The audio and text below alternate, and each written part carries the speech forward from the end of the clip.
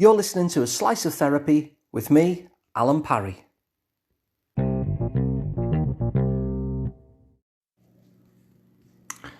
So in today's episode, I want to tell you the story of an acclaimed writer. And this writer was having therapy, not with me, but with a completely different therapist, quite a famous therapist, in fact. And the reason why she was having this therapy is she was suffering from writer's block. And so no matter how good a writer that she was when she produced her work, no matter how acclaimed she was finding that she wasn't writing anything at all. And there was just nothing at all that she could do in order to get her creative mojo back. But luckily, the therapist that she was working with was also a writer. And his name was Irvin Yalom. And if you look on Amazon and so on, you'll find lots and lots of books about therapy by Irvin Yalom. And so he had some understanding, I suppose, of the issue that she was facing. And so what he did, he suggested an exercise for the both of them, really. And the exercise was designed to inspire her, to get her creative mojo back. And often with writers will often freeze up because they get a fear of, are they writing something which is any good? They get too attached to the outcome. And so what he wanted her to do was to get back into that kind of rhythm of writing, just for the love of writing, just for the process of it. And so the exercise that he suggested was that at the end of each session, each of them would write up an account of it. So she would write up an account of that session that had happened between them, and he would do the same. And then he said, after a few months, we'd swap journals and we'll read the other's insights. And she liked the idea. And the journal did actually get her writing again. And so the exercise achieved its goal. And so after every therapy session with Irvin Yalom, she'd go home, she'd write up her take on it. He'd do the same in his office as well. And eventually, after a couple of months, it was time to swap the journals. Now, Yalom was very excited about this. He was very keen to read how all his clever insights had affected her and impacted her. And he remembered every session clearly, of course, from his own journal. And he remembered this fantastic metaphor that he'd said, or the life-changing nugget of wisdom that he'd passed on to her. And so he couldn't wait to read about their impact and have it verified what a very clever therapist he was and how he'd helped. And yet when he got the journal back from his client and started to read, even though he expected to find the clever metaphor, even though he expected to find the life-changing nugget of wisdom that he'd imparted, he noticed that they weren't there at all. And so he was stunned.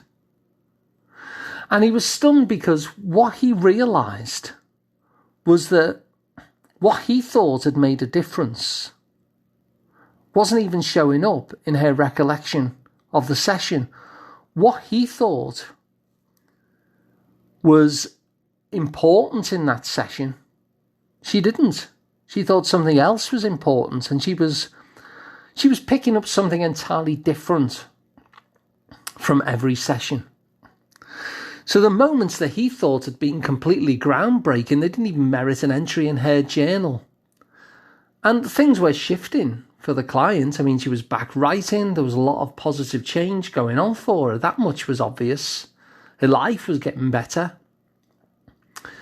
But it almost felt to him as if they'd attended completely different sessions. And of course they hadn't. They were writing about the very same thing. And the things that he'd thought had been essential and key in terms of making the change were different from what she felt had been helpful. And without the exercise, I mean, this was a happy accident. He would never have known what had really made a difference to his client. He discovered this way, way later, months later, almost by accident.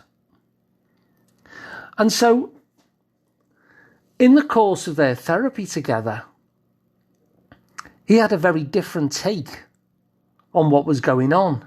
He was missing out on really crucial insights from the very person that he was seeking to work with to help.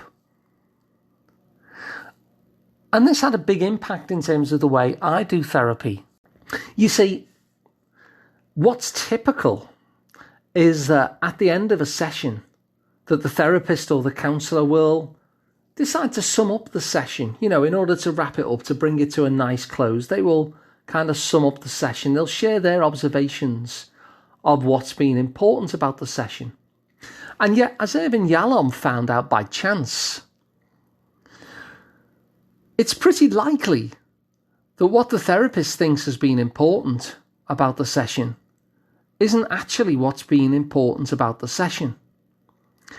And so, if you ever come to therapy with me, you'll notice that I do that very differently. So at the end of the session, I don't tell you what's been important about the session.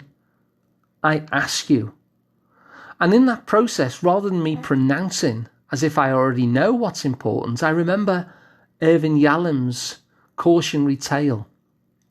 And I listen and learn rather than pronounce. You see, I'm curious to discover what your takeaway is from having listened to yourself reflect. And so I ask. And I'm glad I ask because, like Yalom, I too am often surprised and wowed, actually, by the answers. And I find that it's a really crucial moment of reflection. It allows a moment of thinking to crystallise what has been learned while talking. It allows you to leave the session with a really powerful, self-written idea to take into the week, maybe. So I remember one person said, I'm my own worst enemy, I'm my own superhero, and I get to choose who to be. And I thought, wow. I mean, that's so inspirational, so insightful.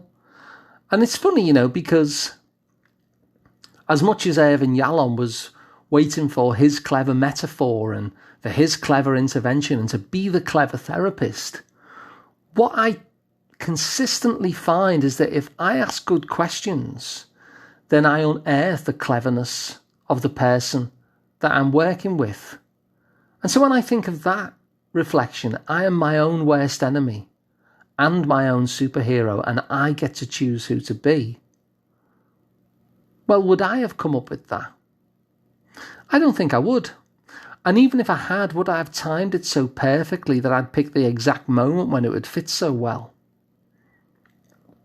The way I see it, the lesson from this story from Irvin Yalom is that for the therapist to declare what the key learning of the session is misses a golden opportunity, because a lot of learning and change happens in that question, and not just for them, but for me too.